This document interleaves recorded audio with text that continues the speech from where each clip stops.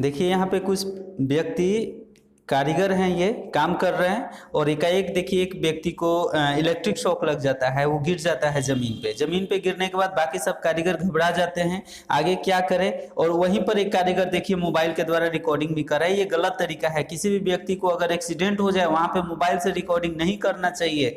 Mobile से recording कर करके वहां पे माहौल खराब कर देते हैं लोग, व्यक्ति पे, दुर्घटनाग्रस्त व्यक्ति पे ध्यान नहीं देते हैं। देखिए यहाँ पे अगर इलेक्ट्रिक शॉक लगा है तो उसको जमीन पर लेटे हुए नहीं छोड़ना चाहिए, उसको किसी सूखे दरी वगैरह पे या किसी चौकी पे या किसी भी ब्रेंच पे जो हो वहां पे बिठाना चाहिए, ताकि उसके शरीर में जो भी इलेक्ट्रॉन्स आ गए हैं वो इलेक्ट्रॉन्स वहां से रिलीज हो सके। गलत तरीका से ये लोग उठा रहे हैं, इस कारीगर से उठाना चाहिए, इस तरीका से नहीं उठाना चाहिए, नहीं तो उसके जो भी रीढ़ की हड्डी है अगर उसमें फ्रैक्चर हो गया हो गिरने की वजह से तो और भी ज्यादा समस्या बढ़ सकता है। अब शायद इस व्यक्ति को सांस नहीं आ रही है, इस व्यक्ति को सांस नहीं आ रही है, इसलिए इसके चेस्ट पे एक कारीगर ने थोड़ा सा दबाव दिया। अब इसको सांस लाने की कोशिश से लोग कर रहे हैं कि कैसे इसको श्वास क्रिया इसका चालू किया जाए। सभी कारीगर घबराए हुए हैं, कोई इसमें पंखा डुला रहा है तो कोई कुछ कर रहा है। एक व्यक्ति उसी में मोबाइल रिकॉर्डिंग कर रहा है, जो गलत तरीका है। मोबाइल रिकॉर्डिंग नहीं करना चाहिए। किसी भी व्यक्ति को एक्सीडेंट हो जाए तो उसको बचाने के लिए जो भी उपाय है, फर्स्ट एड जो है, प्राथमिक उपचार है, वो करना चाहिए। अगर पॉसिबल हो तो आप एम्बुलेंस के माध्यम से डॉक्टर के पास उसको ले जाइए, हॉस्पिटल में ले जाइए।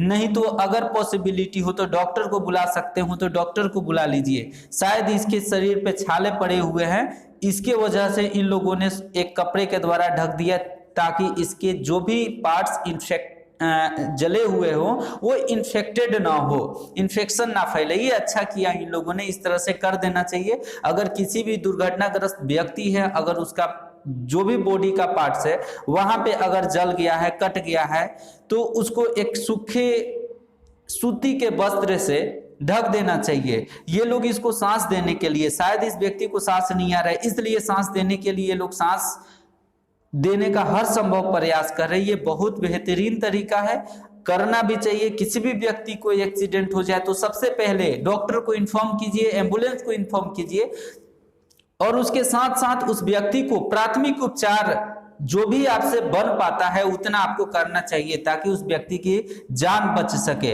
अगर किसी भी व्यक्ति को एक्सीडेंट होता है तो सबसे कॉमन बात होती है कि उसकी सांस, जो श्वास क्रिया है वो रुक जाती है। अब श्वास क्रिया अगर रुक गई है, ज्यादा लंबे समय तक रुकेगी तो उस व्यक्ति की जान जा सकती है। इसलिए श्वास क्रिया चलाने के लिए उसको कृत्रिम श्वास क्रिया के द्वारा, चाहे सिल्वेस्टर विधि है या सैफर विधि है या मुंह से मुंह में हवा भर करके भी उसको सांस दिया जा सकता है। ये लोग सिल्वेस्टर और सैफर विधि को अपना रहे हैं, लेकिन ये तरीका थोड़ा सा गलत है। उसके हेड के पास में बैठ करके उसके पीठ के नीचे एक तकिया लगा देना चाहिए, फिर उसके चेस्ट के ऊपर थोड़ा थोड़ा सा प्रेस करना चाहिए हर 2-2 सेकंड, 3-3 सेकंड पे, ताकि चेस्ट के अंदर वैक्यूम क्रिएट हो सके और उस व्यक्ति को सांस आ सके।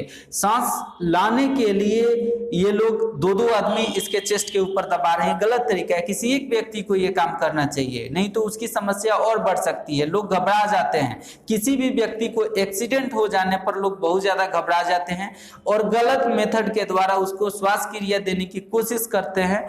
इसका समस्या और ज्यादा बढ़ जाता है। सही तरीका अपनाना चाहिए, किसी एक व्यक्ति को यह काम करना चाहिए, बाकी सभी सहयोगी के द्वारा डॉक्टर को इन्फॉर्म करना चाहिए, हॉस्पिटल में ले जाना चाहिए। लेकिन प्राथमिक उपचार जरूरी है।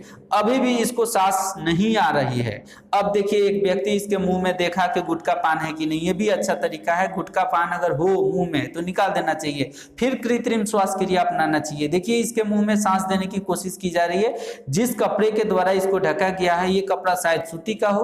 अगर ये कपड़ा पॉसिबल नहीं है तो साफ कपड़ा, रुमाल हो, सूती का हो, तो उसके मुंह पे रख करके सांस देने की कोशिश करना चाहिए। इसके मुंह में जोर से सांस भरना चाहिए 15 बार 20 बार, ताकि इसको सांस आ सके।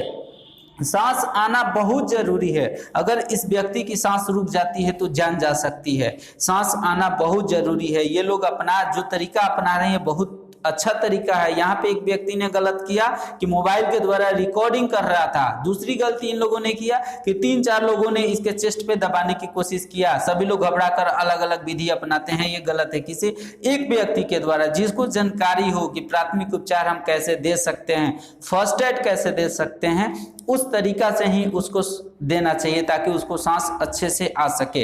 अब ये जो श्वास क्रिया है, श्वास क्रिया रुक जाने के बाद थोड़ी सी दिक्कत होती है आने में, लेकिन अगर प्राथमिक उपचार में एक दो विधि जैसे सिल्वेस्टर विधि, सैफर विधि या मुंह से मुंह में हवा भरने वाली जो विधि है, अगर इस विधि को अपनाया जाए तो उस व्यक्ति की सांस आ सकती है। उसके चेस्ट पे थोड़ा सा हेड के पास में बैठ करके दबाव देना चाहिए, 10-12 बार 15 बार करने से उसको सांस आ सकता है। देखिए इस व्यक्ति को शायद इसकी श्वास क्रिया चलने लगी, इसको सांस आने लगी, इसलिए इसको उठा करके बैठाया गया है। ये लोग बहुत बेहतरीन काम किए हुए हैं और ये चीज एक मॉक ड्रिल के द्वारा आप लोगों को समझाया जा रहा है कि अगर किसी भी कारीगर को एक्सीडेंट हो जाता है, इलेक्ट्रिक शॉक लग जाता है, तो उसको किसी सूखे कपड़े पे या दरी पे या किसी चौकी पे लिटाना चाहिए ताकि उसके शरीर का इलेक्ट्रॉन जो है वो उसके शरीर से बाहर निकल सके, और साथ में वहां पे आसपास के भीड़ को दूर हटा देना चाहिए, हवादार जगह रखना चाहिए,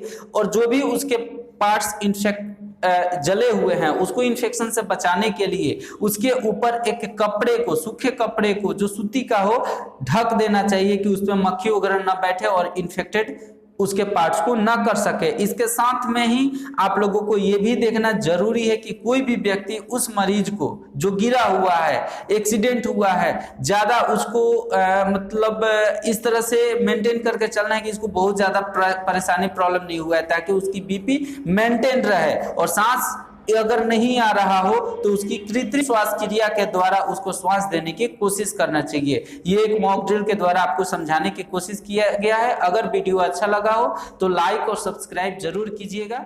जय हिंद।